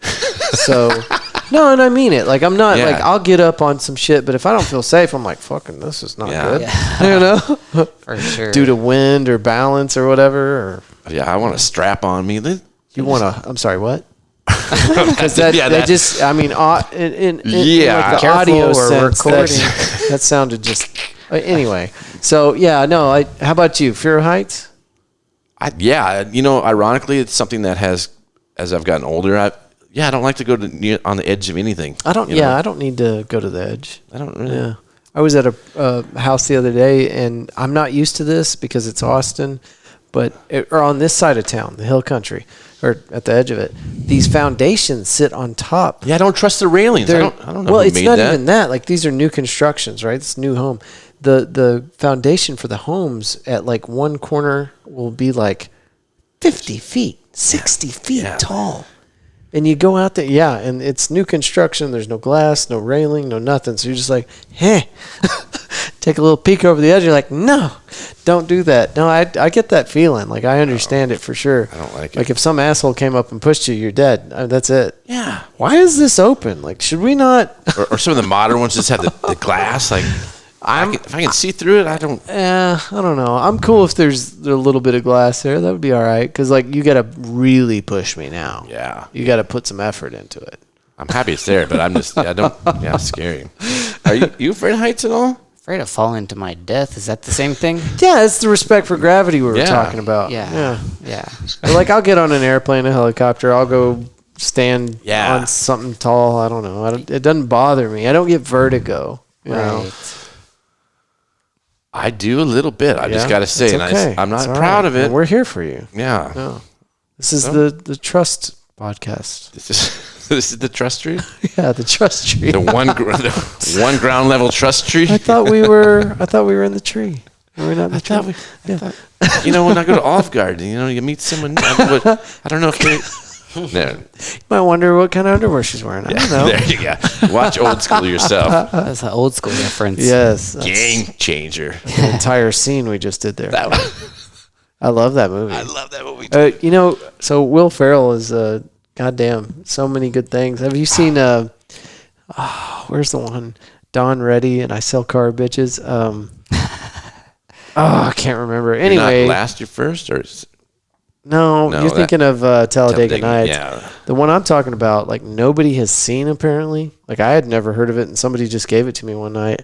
And it's about a car dealer, and it's Owen Wilson's brother. What's his name? Luke Wilson. Luke Wilson. So it's Luke Wilson, and he's trying to sell cars, and there's a bunch of cameos, and some of the main characters are like pretty mainstream too. I feel like You've probably seen this movie. Yeah. It's so good. I'm a big Will Ferrell fan. But Will Ferrell, he dies at the end because he goes jumping out of an airplane for like a promotional. He's gonna like land there with the parachute and whatever. You remember the ending? Nah. He pulls the ripcord and it's a bag full of dildos. Oh no. And so like as he's falling to his death, there's like all these sex toys like floating around his face. He's like, actually, I kind of saw it ending like this. Like it's just, I don't know. The whole fucking movie was ridiculous. It was so good. What's the name of that movie? Luke. That sounds funny. Yeah, and Huge Wes Anderson fan, and that's the Wilson brothers and the older brother was the filmmaker of the three. UT alums. Yeah. which one are we talking about now? Luke is an actor. Owen's an actor. Well, but their older brother has made a few films. I don't know about him. He's in Bottle Rocket. I think it's one of the few movies that You're gonna whoop my ass on movie knowledge. I can tell you that. that's killing me. That's all I got. But The Dallas made movie actually. Yeah. Not a lot of those, I don't think. There are quite a few series, shows, TV shows were made up there. RoboCop. One of the RoboCops. I think it was maybe 2. Schwarzenegger, really? No. Or no, that's Stallone. It I could don't have know been. who the hell. I don't no, think it it was wasn't anybody. I Stallone. don't It think was it was some anybody. like His face is covered and it fucked his career up because he was like in a movie, but not really. Yeah, you hate But that it role. wasn't Like Stallone. you're the lead character, but you wear the mask the whole time. Yeah, you're not going anywhere. Oh shit, guys, it's late. I love taking these to the full measure, but schedules, right? Well, we are so glad we had to be get here. started late. yeah. And even the invite here was definitely to support this guy.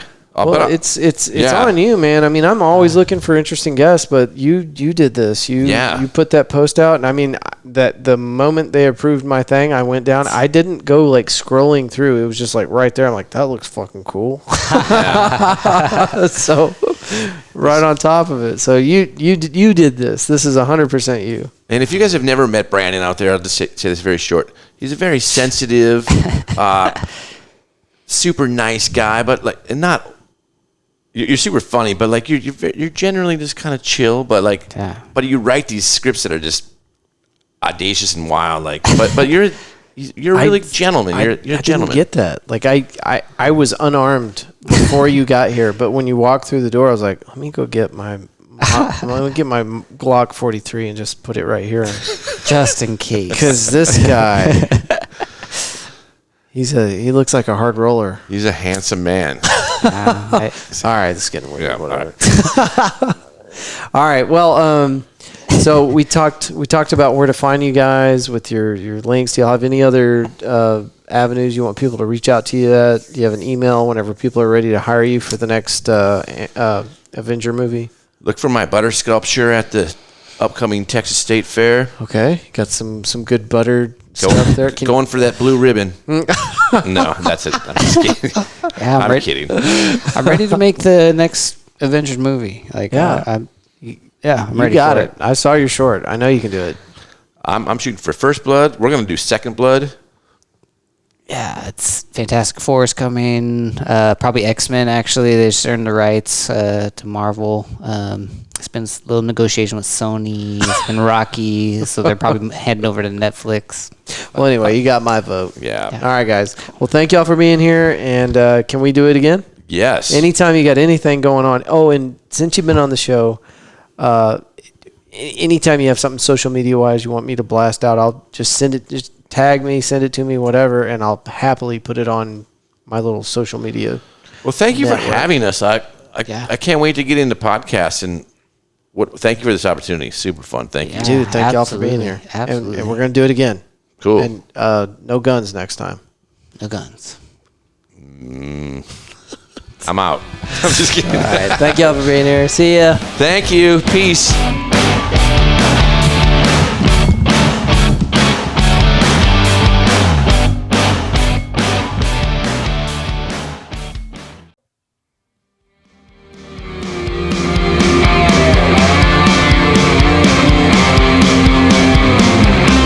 Guys, gals, if you did not take away from that episode that these are the two most interesting, most artistic people that you've ever heard from in your entire lives, then it was my fault. I failed you. These guys are incredible. And the more I dig into their work and seeing what they've got going on behind the scenes, I'm just enthralled with the creativity. I wish to God I had an ounce of that.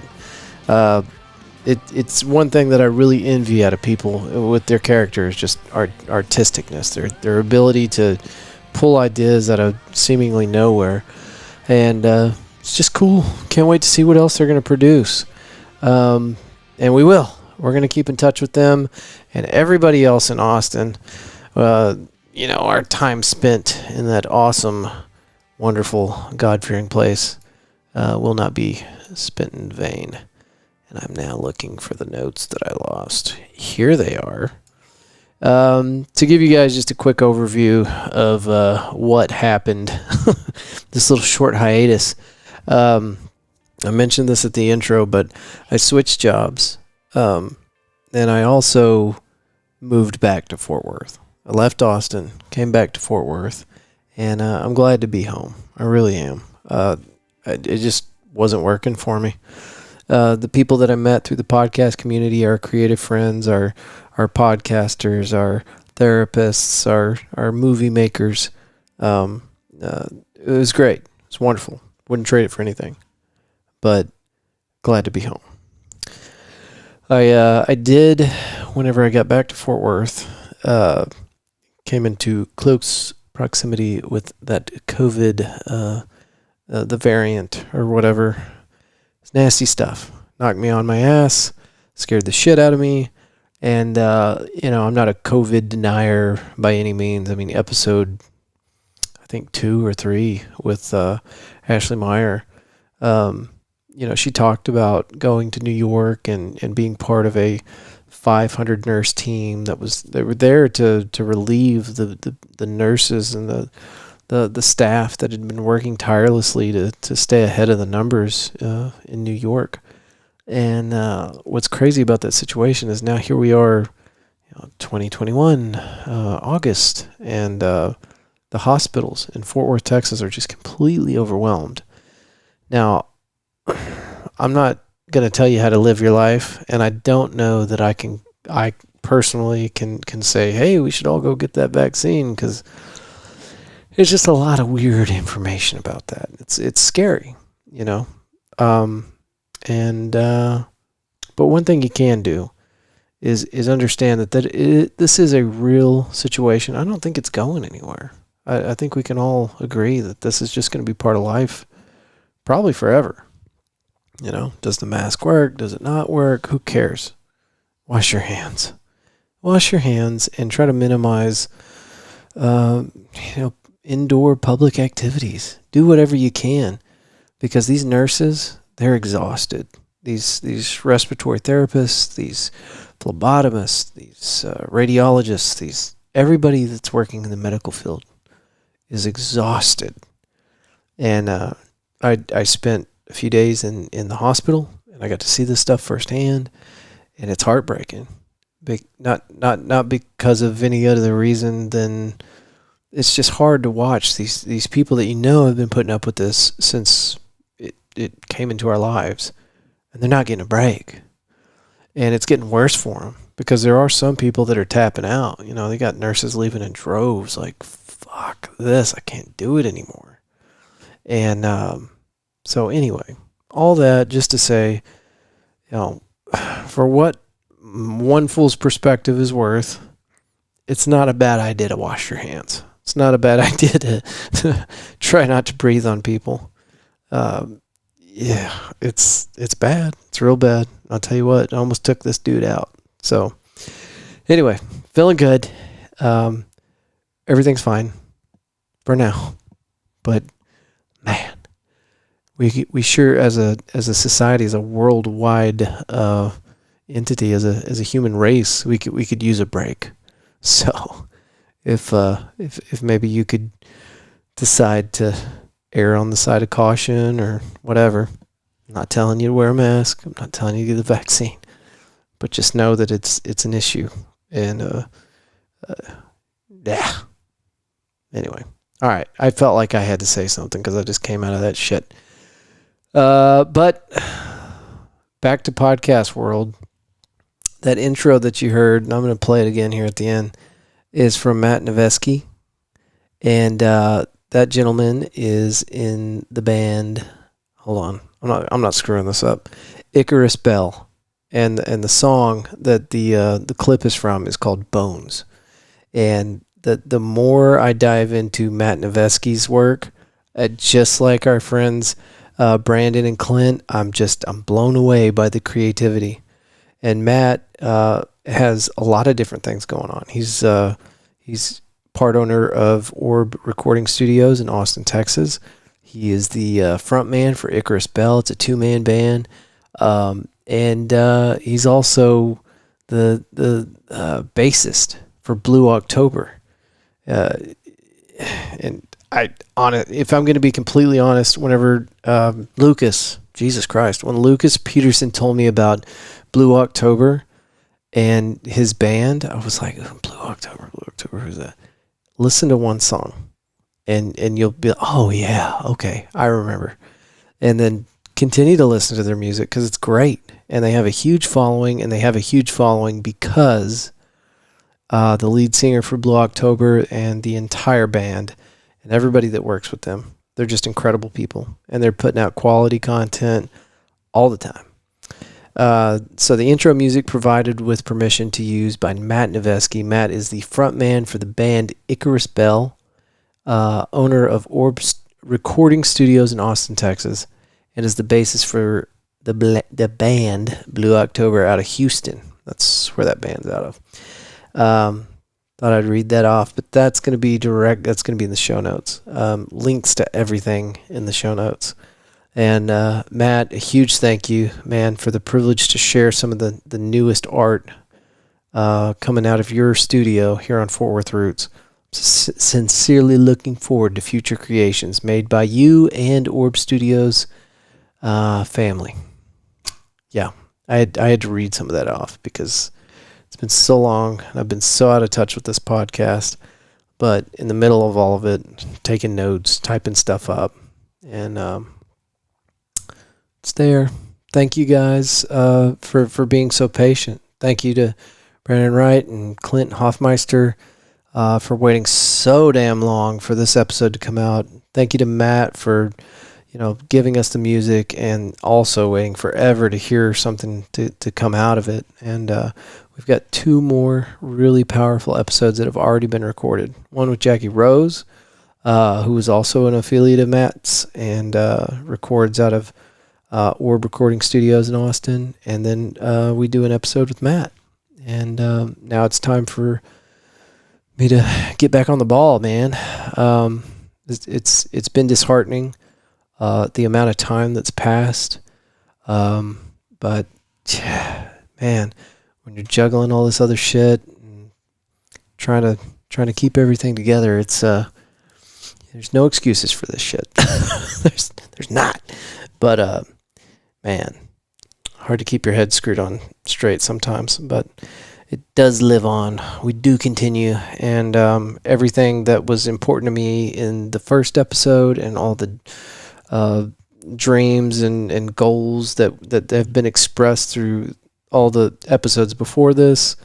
And to be honest with you, this episode right here, I just sat down and started recording because I'm like, God damn, it's been too long and I got to get this going. Performance anxiety or starter's block or whatever you want to call it. I just had to get something going. So I had my notes that I'd been typing up and getting ready to kind of put this episode together. And I said, you know what? I'll go with it. I'll read this off and I'll just keep it candid, which is, I guess, kind of been the theme of the show because I'm terrible at preparing this stuff. Okay,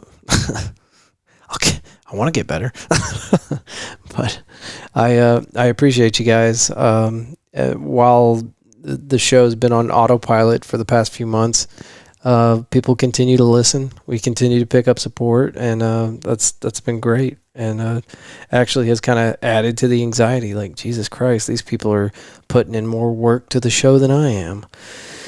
But I'm back. I'm in Fort Worth. I've got my feet on the ground. I have a comfortable studio, and here we go. We're getting it going again. So now, if you guys have any questions, hit me up. media@fortworthroots.com. And I'm not kidding. I thrive on any feedback. And I'm talking to you. You're listening to this. You listened all the way. Here we are, almost 11 minutes into the after show, and you're still listening. You're the person I want to talk to. I want you to just tell me something like, hey, man, I think the show would be better if, or hey, you know who would be a great guest, or whatever. Tell me what you had for lunch. Anything that comes into media@fortworthroots.com is very, very, very well received. And I can't wait to hear from you. So that's it. A big thank you to Brandon and Clint. You guys are awesome. I cannot wait to talk to you guys again. Man, and going back and looking at this and revisiting everything that we did for the recording and taking another glance at your work, it lights it all up again for me all these months later. So I'm excited and I want to see you like right now. Matt, man, thank you so much. Your music's incredible. And thank you for letting us use that as an intro. And I'm looking forward to seeing you again. And that's it. I'm going to shut up. You guys are awesome. I love you. Thank you for being here. I'll see you next week. I will absolutely see you next week.